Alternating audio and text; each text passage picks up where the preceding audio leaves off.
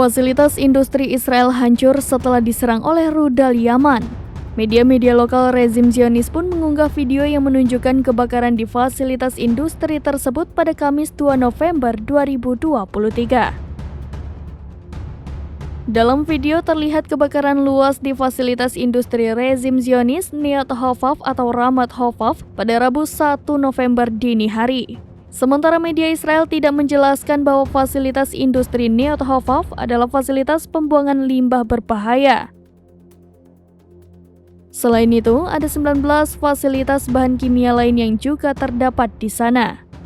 Anggota Biro Politik Ansarullah Yaman, Mohammed Al-Bukaiti mengkonfirmasi serangan rudal dan drone Yaman ke posisi rezim Zionis.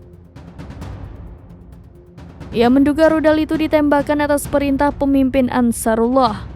Hal ini dilakukan setelah militer Israel melakukan serangan darat ke Gaza. Tak hanya itu, ia juga menduga jika perintah serangan itu dilakukan seusai Amerika Serikat mengancam Yaman.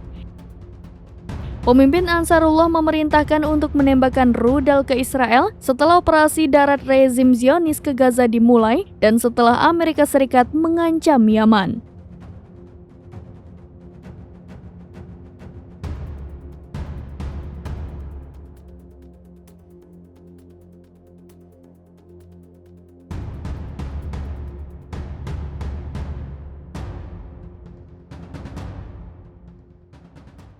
Download Tribun X sekarang, menghadirkan lokal menjadi Indonesia.